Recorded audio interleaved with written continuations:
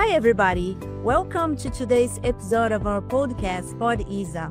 I am Isabela Castro, CEO and founder of the Institute Isabela Castro, and today we are diving into one of the most pressing and sensitive topics in healthcare, racism and its impact on healthcare systems around the world.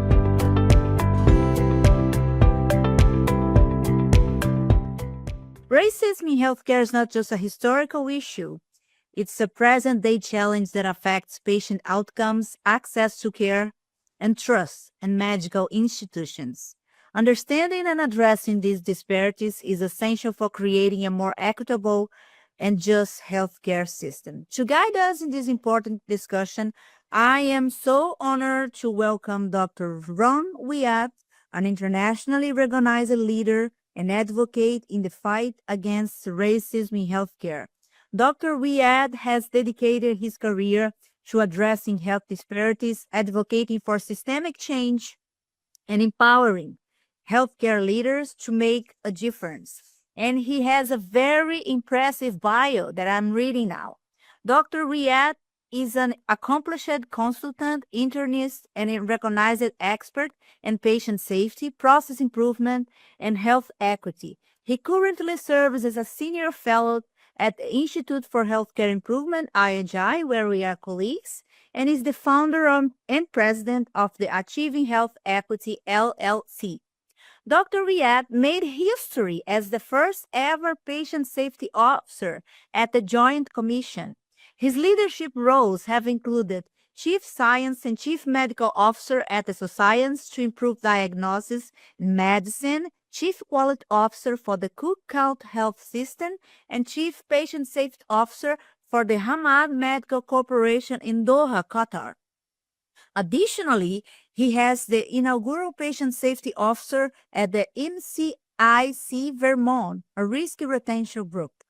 Dr. Wyatt was also the inaugural co-chair of the IHI Equity Advisory Group and continues to serve as a faculty for IHI Pursuing Equity Initiative. Dr. Wyatt served a key role in the development of the Joint Commission Health Equity Standards and the Equity National Patient Safety Goal.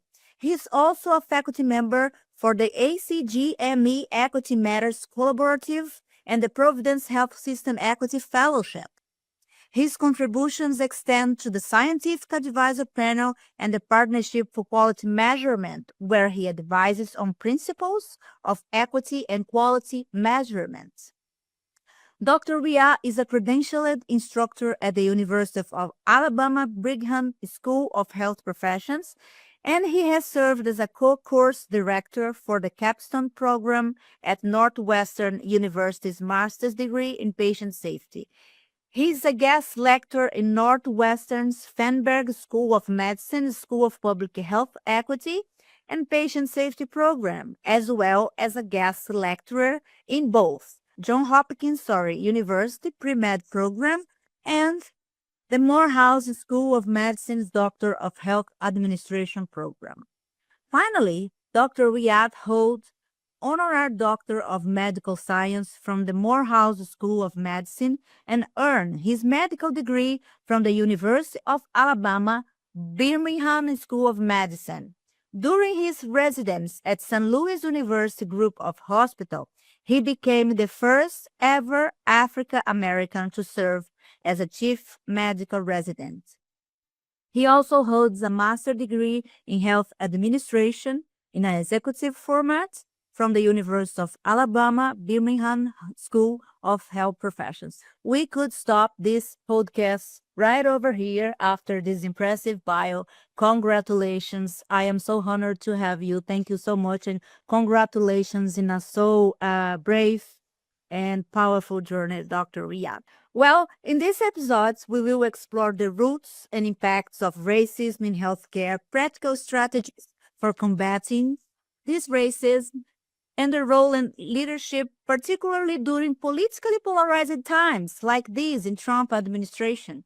This promises to be a powerful and thought-provoking conversation. Stay with us as we uncover insights, stories, and solutions with one of the most empowered voices in the fight against health inequities all over the world.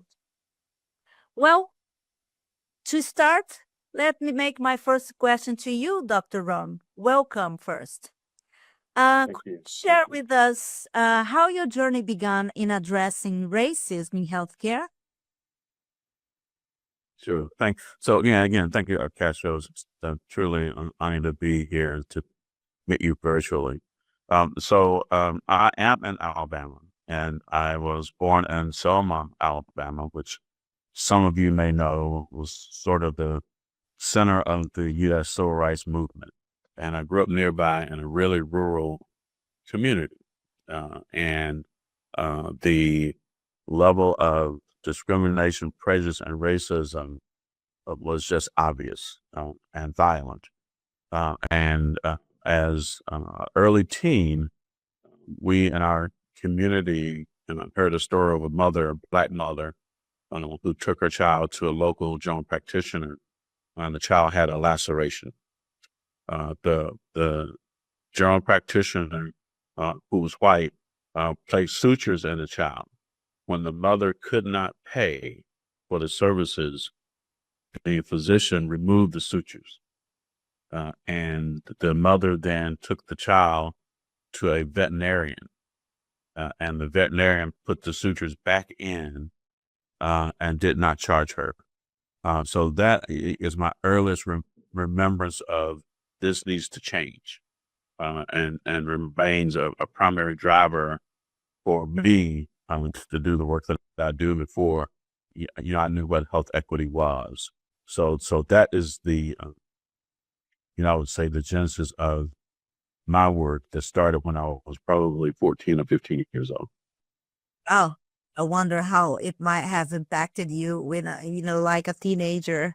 Uh, while I was listening to you, I felt a pain in the stomach.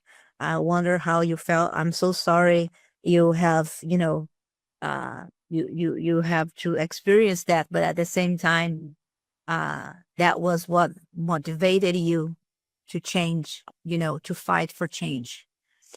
And there was anything else that inspired you to become such a strong advocate Yeah. for health assistance ahead? Yeah. So I think because it's a lifelong journey, and I have to say for the audience, I think we need to understand that from my perspective, the primary driver of inequities in the Western Hemisphere is racism. And there I start with saying, well, what is racism? And the definition that I typically use is to understand that racism is a system. It is a system that was willfully created. It's not an accident. It's a system. And the system was designed to benefit some people, give some people an advantage, and it's designed to disadvantage other people intentionally. So it operates as a system. And I used to say, I go back to the year 1619, when the enslaved people were coming into the United States. But if we go back and really honor the history, I tell people that truly inequities and racism in healthcare started in 1492 in the Western Hemisphere. That was the system that began, that impacted Brazil as it impacted the United States, because I'm sure, as you and your listeners know, more Africans went to Brazil than to the United States. And the inequities, the racism as a system started back in when the Spanish explorers came to the Western Hemisphere. And then over time, it became perfected through the U.S. Civil War, through the laws and the institutions and the policies and the structures that we'll talk about, that has reinforced this system of institutional structural racism that gets the results that we see. And we don't need to go through the data. I think everyone, at least in the Western Hemisphere, knows what the data is. That's from Canada down to Australia. That we see the same things happening, and the common denominator are people who are not white. That's the common denominator. So that is what I see. And through my entire career, and I practiced medicine primarily in St. Louis, Missouri, and here in Alabama. And there's not an instant in my entire professional career that I not see racism operating in the systems that I was in. So one of the questions I typically ask when I do this work, especially leaders, is, do you know how racism operates in your system? Do you know the history of how racism has operated in your system? That is the starting point. And if a leader doesn't know that, then that's the first homework assignment. Go and find out how racism is impacting the communities that you say you serve, and how does it operate inside the four walls where you say you're the leader. Yeah, that's it. It's that sentence that we always we have learned in IHI. Every system is perfectly designed to get the results it gets, and we have the unconscious bias that unfortunately historically is present, and we'll have an opportunity more ahead in the podcast to explore that. Thank you for sharing. And from your experience, Dr. Ron, how does racism directly impact patient outcomes and especially trust in healthcare? I've been listening. This issue, trust, has become more popular as patients are becoming more activated, more active in care, and this word trust has become more popular. How do you think this racism can impact the patient outcomes in healthcare systems? Sure. Yeah. So thank you for the question. And I'll answer that two ways, one qualitative and one quantitative. And I will say that a couple years ago, some colleagues and I wrote a paper on trust for the American Board of Internal Medicine Foundation that talks about trust and the impact of trust on outcomes specifically. And when we talk about that, we can measure trust, mistrust, distrust, no trust, lack of trust, that quite frankly spreads across the entire healthcare system, no matter where you are. But then when you drill down on the numbers and stratify by race, ethnicity, language, and gender, it becomes painfully obvious that the certain populations have no trust. And then we think about, well, what's driving that? And there is something that over the last, I guess, 25, 30 years has come to be known as the trust decay that continues, that worsened after COVID. So when we think about that, then there are three areas I talk about that we have to think about around trust that drives the outcomes. The first one is empathy. Do you have empathy for people that you say you serve? That means, are you showing compassion? Do you show people respect? Do you listen to understand what I'm experiencing?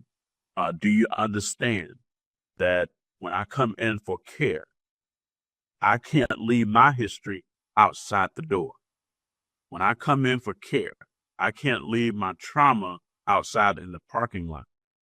It comes through the door with me. And I would want you to show me that kind of empathy and understand my experience, understand my trauma, understand who I am as a person, as an individual, and show me that respect and compassion and empathy when I come through the door. And when a person comes in for care and senses that this person doesn't respect me, is not showing me empathy, then I'm less likely then to follow through with the management plans. I'm less likely to come back in for care. I'm less likely to keep my appointments. Then we get labeled non-adherent or non-compliant. The truth is, it's the lack of empathy, respect, and compassion that led me to say, I don't trust this person.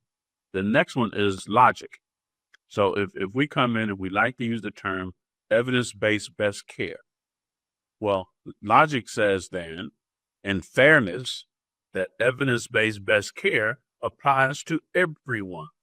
The same judgment, the same logic, the same evidence, the same science should be applied fairly, no matter who I am or what my skin color is. The truth of the matter is there's something that we call eminence-based, not evidence-based. It's eminence-based best practice. So people that have insurance, people that have more money, people that have a certain skin color, get the benefit of my judgment and my application of the science. Whereas if I come in and I'm a Black person, or if I identify as LGBTQ plus, or if I identify as some other religion even, I get treated differently.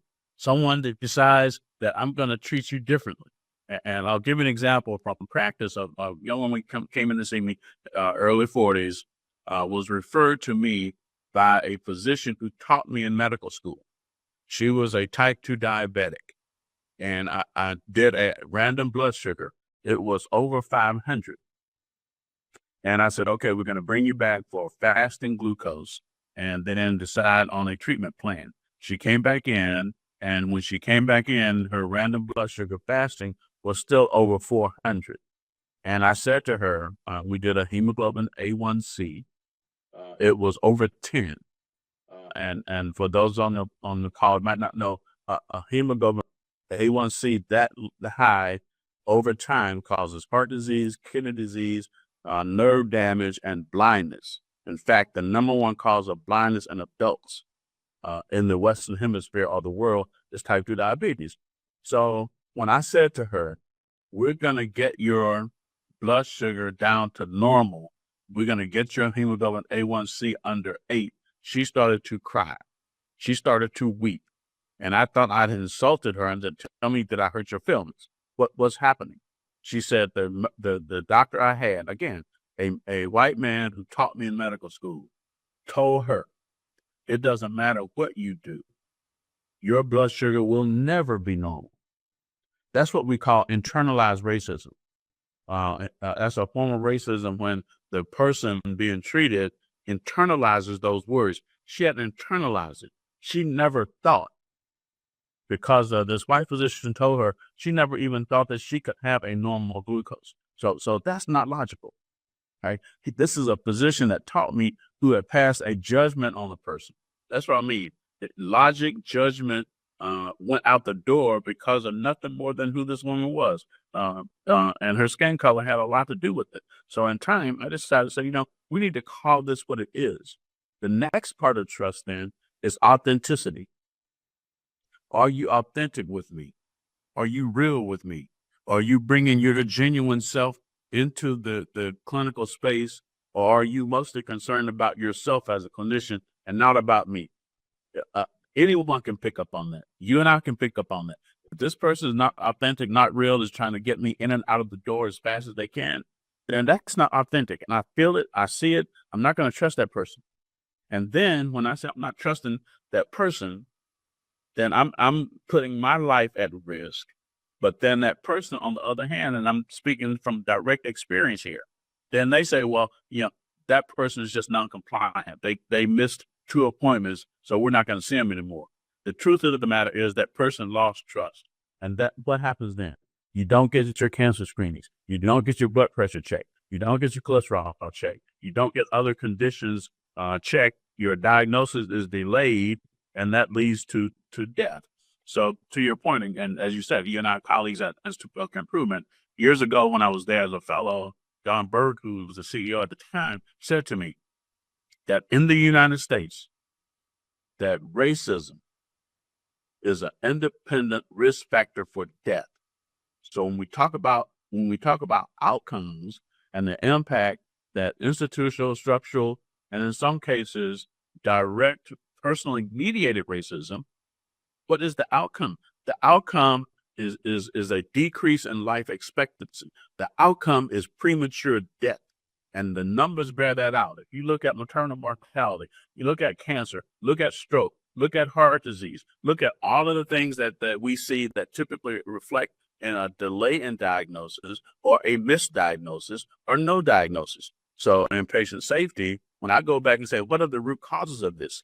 And you mentioned some of them, but the one that I talk more about is racism operating here? Is it prejudice? Is it implicit bias? Or is it explicit bias? And then how do we address those things in order to remove those inequities and get in place a corrective action plan so that we avoid those downstream, we'll call them outcomes, the worst of which is premature death. It's so sad to hear that, isn't it?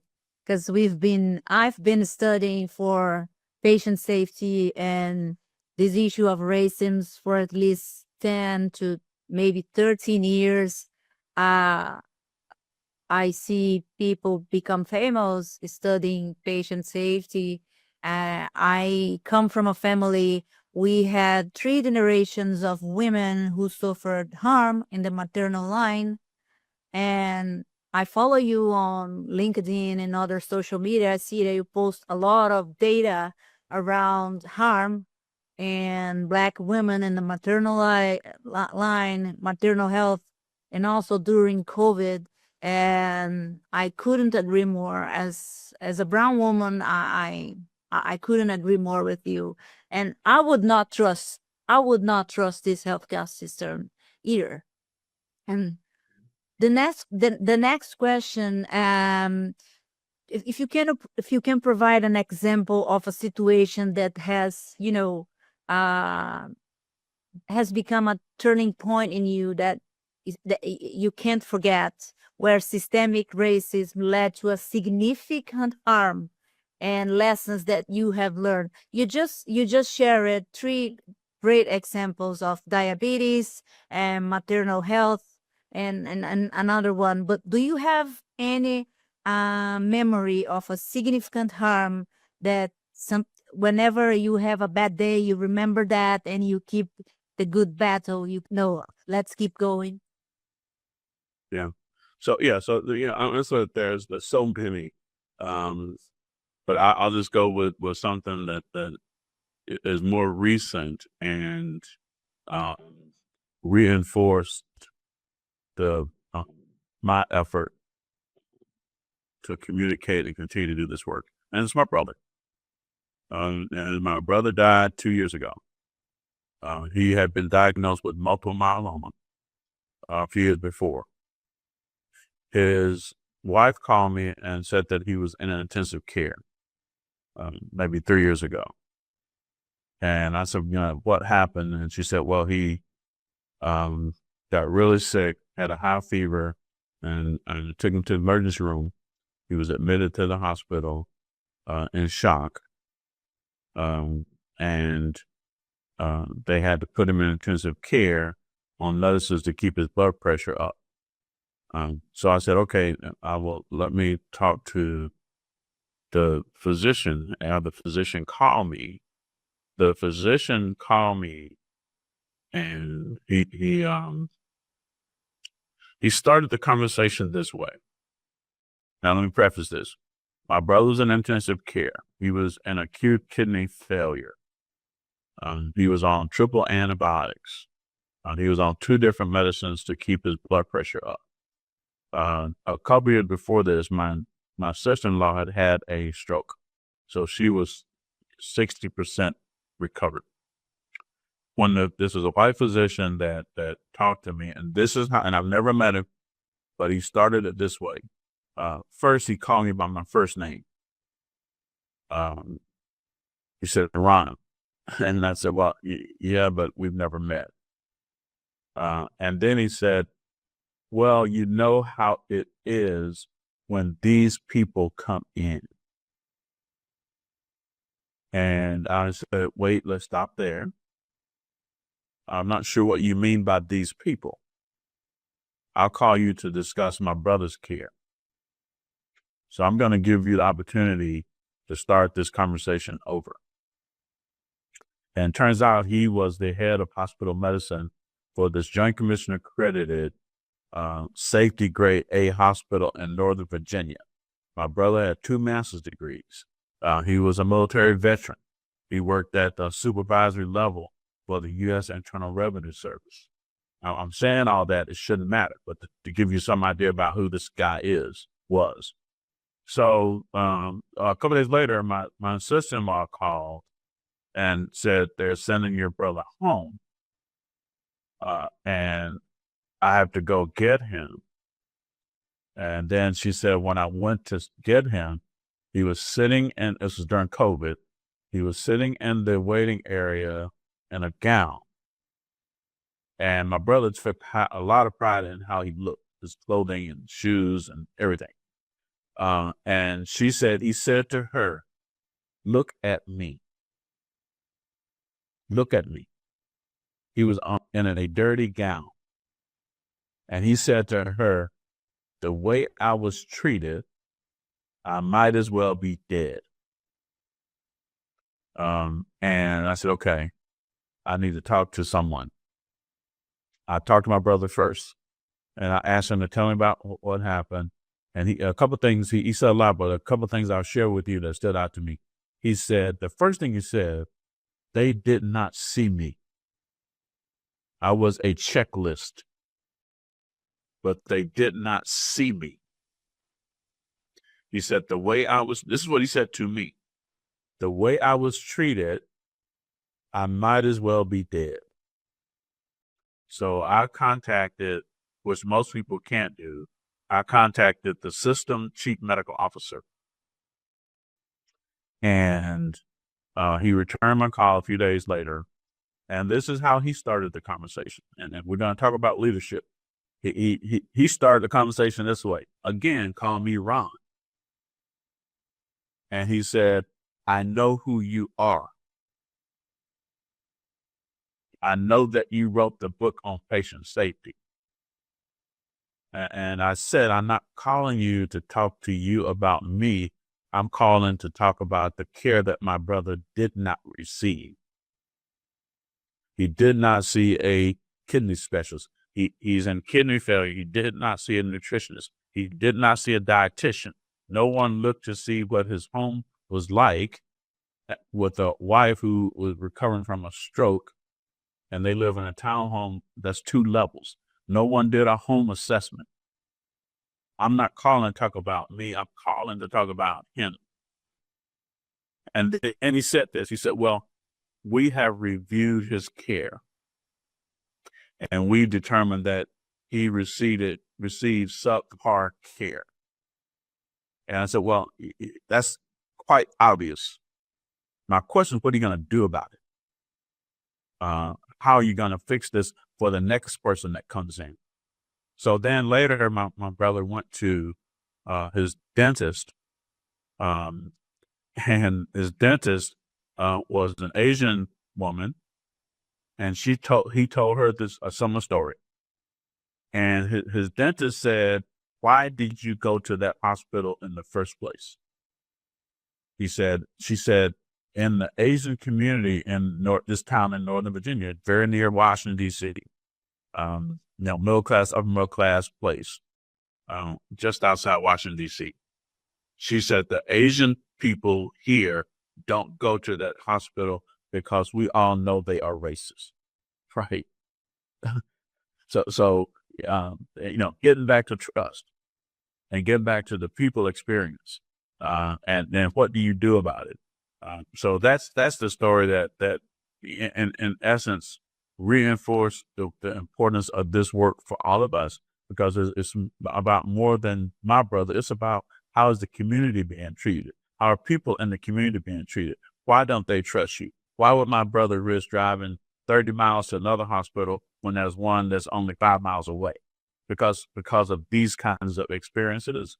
So that reinforces this work. And I could tell you, there's so many stories about this. But that's the one that I tell people, for this work, you got to have your why. So that's one of my whys. So anybody doing work in healthcare equity, I call it inequity, anybody doing work on this kind of thing needs to have a why. And it can't be academic. It can't be scholastic.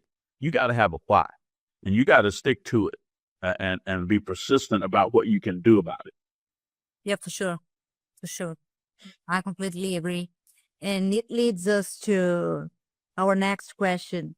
In your opinion, what is the most pervasive structural challenge that perpetuates racism in healthcare? Yeah. So I think about, if I go through structural things, and I'm going to say the one word, access to care. And most people think about access to care as, well, can I see a clinician when I need to? Yes, that's part of it. For me, the part of it is what happens if I have access to care. what happens? And that's where I worry about access to care. So for Black and brown populations and other marginalized people, what are those barriers to the services when I have access? Everybody in the United States has access to care. But what happens and how you treat it if you don't have health insurance, if you have problems with transportation, if you have problems with a healthcare facility in the neighborhood where you live, and that becomes an access issue. If I'm treated a certain kind of way when I come in for my appointment because of how I look, my gender, how I dress, how I worship, that's an access to care problem. So I start there with what we just talked about. Access to care means that you respect me when I come in. Access to care means if I'm late because I have poor transportation in my neighborhood, or if I had to get childcare or drop my children off at school, don't turn me away because I'm 10 minutes late. Right. So those are the kind of access to care issues I'm talking about. When I worked in St. Louis, I just went and observed people coming into a federally funded clinic. And I saw this in a federally funded clinic, people being turned away. And I wanted to understand why were people being turned away if they're 5 minutes late or 10 minutes late. And there was a bus stop just outside the clinic. So I sat at the bus stop and I did a time study of the buses. I counted the number of buses. I counted when the buses were running on time and when they were not. And this is in a low-income neighborhood in St. Louis, Missouri. The next thing I did is I went 3 miles away to Clayton, Missouri, which remains one of the highest per capita income places in the United States. And I did the same thing. I sat on a bus stop and I looked at the number of buses. Were the buses running on time? And where the clinic was, the buses typically slowed down to almost nothing after 8 p.m. in the evening. When I went to the high income place, that didn't happen. There were more buses running. I literally counted them. That's structural racism.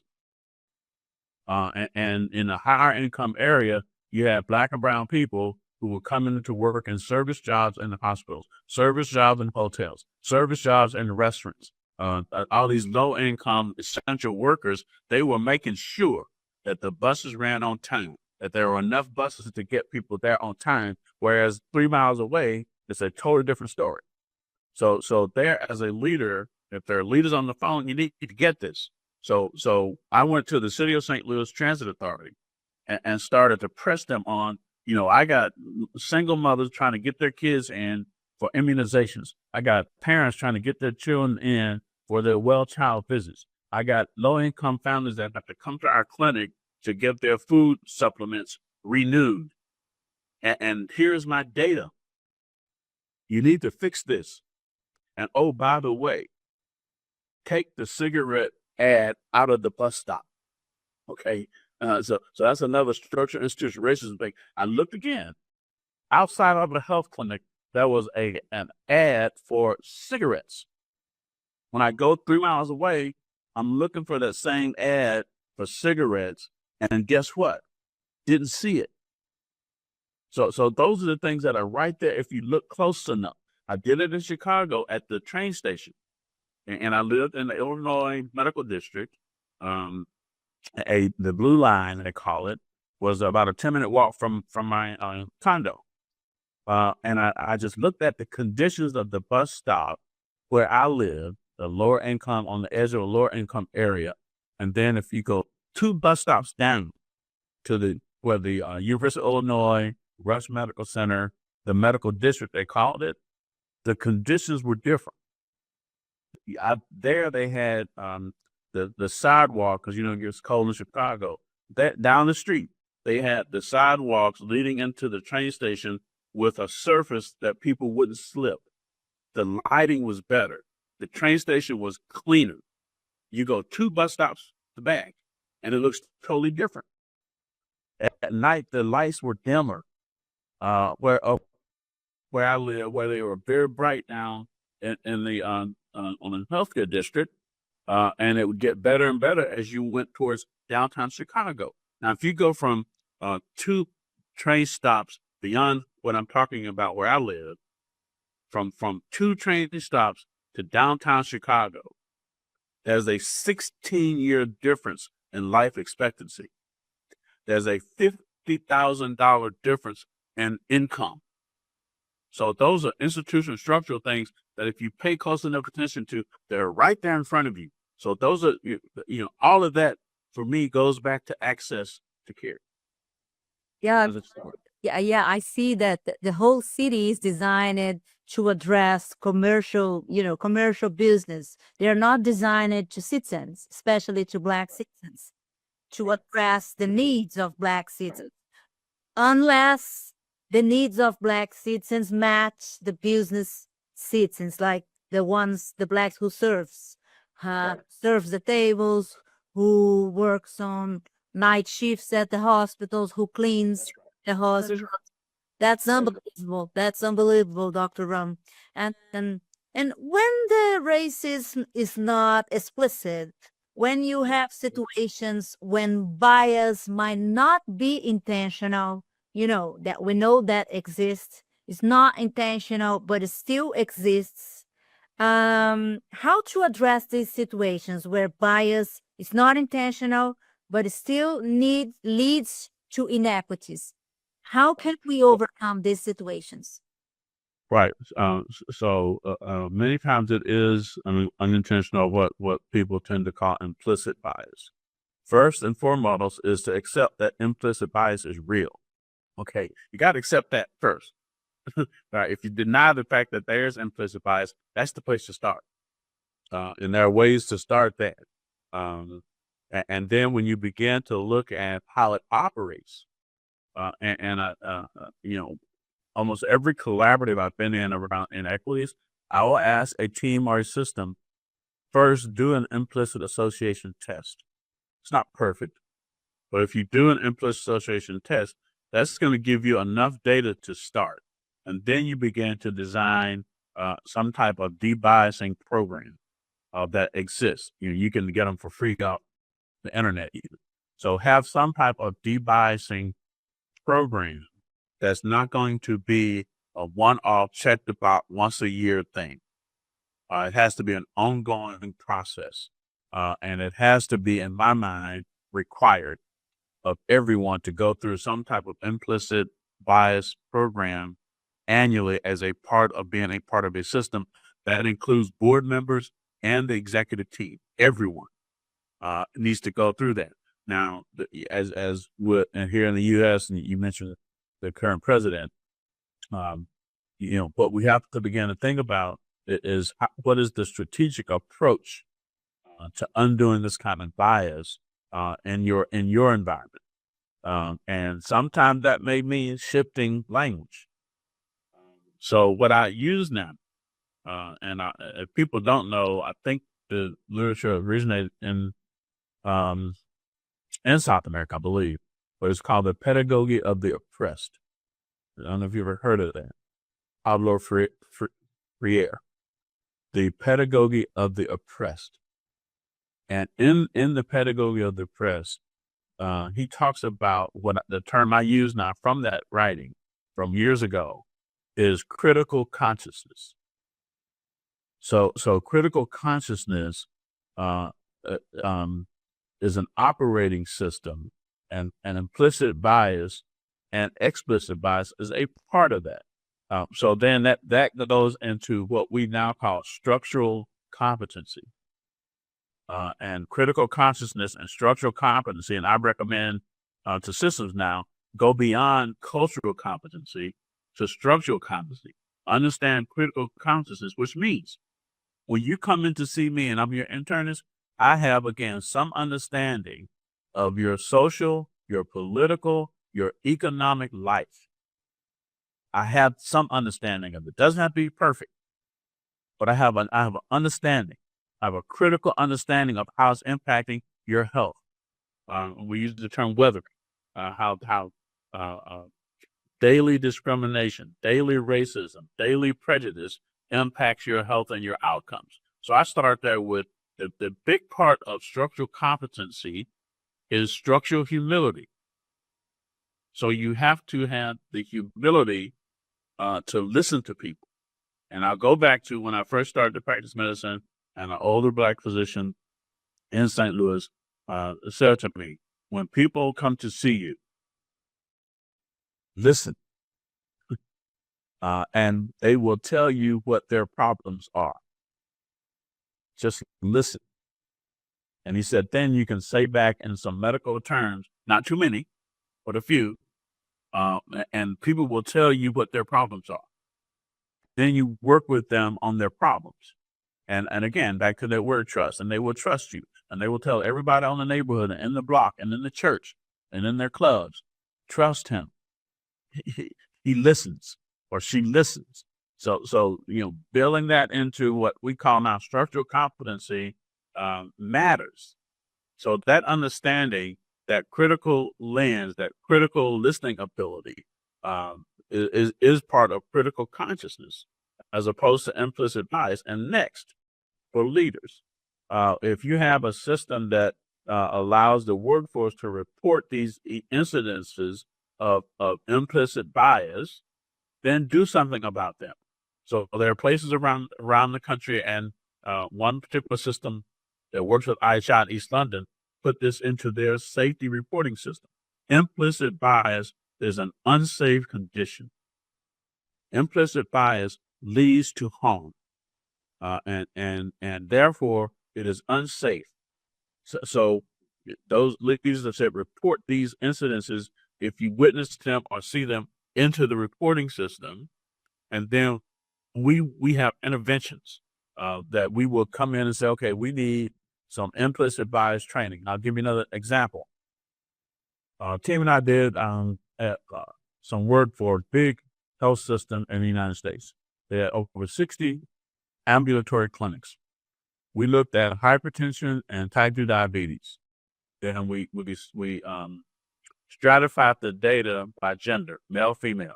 We stratified the data by education, no high school diploma, high school diploma, beyond high school. What we found when we analyzed the data, for instance, and I'll give you one practice in one location that stood out, and it was around hypertension and type 2 diabetes. But when we did the gender analysis, it was primarily for women, people who identified as female. So we wanted to understand, what was it about this practice that was so different? We talked to the office manager about the physician, and the office manager wasn't aware of it. So we said, okay, can you talk to the physician to get an understanding of why that practice was so different in terms of diabetes and hypertension control? As it turned out, he was unaware of it, to your point. It was implicit. With deeper questioning and interviewing in a respectful way, it turns out that the physician was Asian. He grew up in a male-dominant society. So implicitly, he didn't think that diabetes control and hypertension control was as important for females as males. And they were able to correct it. He felt bad once it was pointed out. He didn't know it. But then he did introspection. A part of structural humility is look at yourself. And that's what happened. They put him through implicit bias training, what we call de-bias training, because it was impacting people's health and their outcomes. So that's just an example of how that can play out. And the bottom line to implicit bias is you can de-bias. There are ways to de-bias. Excellent. Thank you so much. So let's shift to a very spicy topic, leadership and polarization. During Trump campaign and more recent administration, there was significant discourse on race and inequality in the U.S., including in healthcare. And how, Dr. Ron, do you see the role of leadership, particularly during politically polarized times, in addressing systemic racism in healthcare? By the way, we have polarized times in Brazil as well and in other parts of the world, so these lessons might serve for everybody, not just for people in U.S.? Yeah. So typically I started this conversation for leadership by saying to leaders, um, abolishing, right? Not improving inequity, abolishing it. Abolishing inequity is a moral imperative. It is a moral imperative. And leaders tend to go back to the business part of it. It is a moral imperative. And I can build the business case, quote unquote. But a leader has to be morally grounded in addressing inequities in the system. The next step for a leader then is to say, as a leader, as a leadership team, as a board of governance, we are committed to becoming an anti-racist, multicultural, transformative organization. That comes from inside. It doesn't matter who's in the White House. If I say I want to serve my community, if I want to serve the people here, then this is where I'm going to start. Everything we do has to come through an anti-racist lens. Everything we do has to come through a multicultural lens. And I'm committed to it. And that's not a one-off message. That message has to continue. It has to go through storytelling. It has to go through town hall meetings. It has to come out through some communication mechanism on a regular basis to remind people we are an anti-racist organization. If you see something, say something about it. I'm the leader, and I got your back on this. We must change this. It's not. We will do this at some point in time. We hope, and as we said, Aisha, as you know, hope is not a plan. Some is not a time, and some is not a number. If you say, and I've seen several organizations in the U.S. now say, the goal, the aim, rather, is zero racism. We are anti-racist. So that's where to start, no matter who's occupying the White House. And I say that because if I go back again to history, and this time I'll go to 1619, slavery was a system, right? Jim Crow, as we call it here, was a system. What we had called the Black Codes was a system. We now have the new Jim Crow in the U.S., where there are more Black men in prison or under control of prisons than were enslaved before the Civil War. Think about that. That's the new Jim Crow. So I will say this, right? Donald Trump wasn't president in the 50s and the 40s and the 30s. Donald Trump wasn't president in the 60s. It's how the system has evolved to create something. And we see what it has created. Back to the term. Every system's designed to get the results that it gets. The president here now is the result of a system that created him. So for me, we got to go back to where the system started and change the system, no matter who's in the White House. Republican, Democrat, it doesn't matter to me. And here's on a personal level, and I shared this story with some folks last week who were kind of dejected and depressed about what's happening here. I know that I can go back as far as a great-great-grandfather who was born in 1807. So he was a slave. And I began to think about, what did he go through? What did his family go through? What did my great-grandmother go through, who was his daughter? That wasn't that long ago. So if we say, well, here's a person in the White House that's trying to block us, we already know that. That's how the system operates. But if I give up on this struggle, I call it, because two teams that I coaches, we call it a struggle. It is a struggle.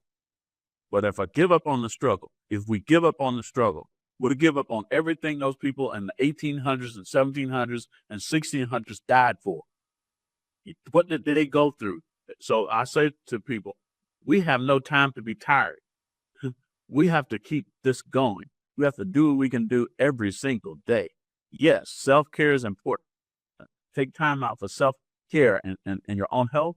But if we see politicians, presidents double down on these things, then we triple down on them. We don't give up. We don't change the message.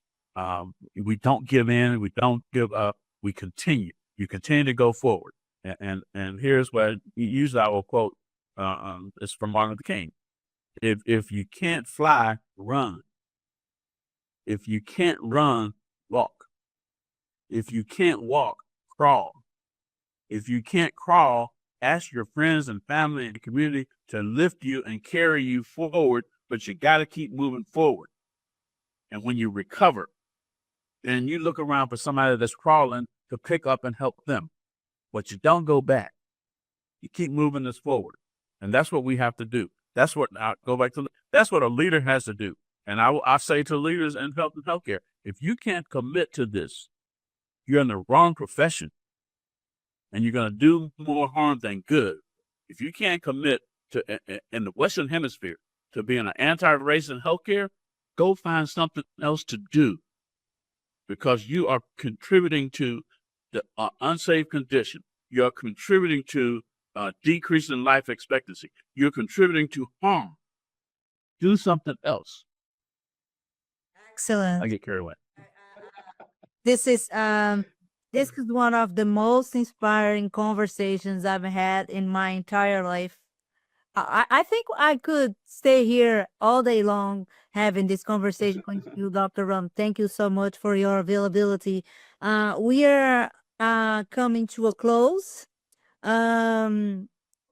If you had a message, you just shared some powerful message, like a message for leaders who might not fully understand this urgency, this urging for addressing racism in their systems, what would you say? Right. Yeah. So first I would say the urgency is now. The urgency is right now to the leader. Next, I will say, hope is not a plan. What I would say to anyone doing this work is be optimistic, but do not be a complacent optimist. Be an impatient optimist, but be an optimist. Don't let anyone take your optimism from you. Next, and I hear this often, I kind of talked about it, where people say, this is really hard work. I heard a team say it last week. This is equity work, is really hard work. I was on a meeting yesterday when a person asked the question, is equity dead? It's such hard work. But what I say to people is you have to have courage. And if you look at the Latin origin of the word courage, it comes from core. Core is heart. Courage means you have to have heart. So it's not hard work, it's heart work. HEART work. To have heart work, you have to love people. Love people. Love your community. Love your God. Love the people you serve. That's the hard work of equity. So I say to everyone, start there. Look in your own heart and start doing the hard work. Excellent. Very inspiring message. Just to summarize, could you recommend resources or readings for listeners who want to deepen their understanding of racism in healthcare? If you want to share with me later, I can share with my audience at the platform. So, any other thoughts you would like to share, Dr. Rom? No, that's it. I would just say I'm honored to have been here this morning, and please let me know if there's some way I can help. And the other thing I'll say to everybody on the phone, this is the work of a servant. So how can you be a servant leader for your team, your organization, your community, your people? Be a servant, have the heart of a servant. Yeah, that's it. Incredible, amazing conversation. Well, if you are honored, can you imagine how I feel? And by the way, everybody, Dr. Rom is my first international podcast for today. And I did not believe when I received his email with a yes, I accept. Thank you so much. But this is how the genius are, available, humble, and so, ready to share their thoughts and tips about leadership and this commitment to shape a better future for health care with more equity and respect and dignity for our global communities. Well, Dr. Ron, thank you so much for sharing your expertise and passion on such an important topic. Your work inspires all of us. Of course, inspires me as well. I'm your fan. You know, I always say that for you. Inspire us to do better and be better in the fight for equity. Today, we have learned about the deep roots of racism in healthcare, the systemic challenge we must overcome, and the strategies that can lead to meaningful change. Most importantly, we have been reminded that leadership and accountability are very critical in this journey. To our listeners, I encourage you to reflect on what you've learned today and consider how you can contribute to a more equitable healthcare system. Stay tuned for our next episodes where we'll continue exploring topics that matter. Thank you so much for listening. Thank you so much again, Dr. Ron, and I see you soon. Bye.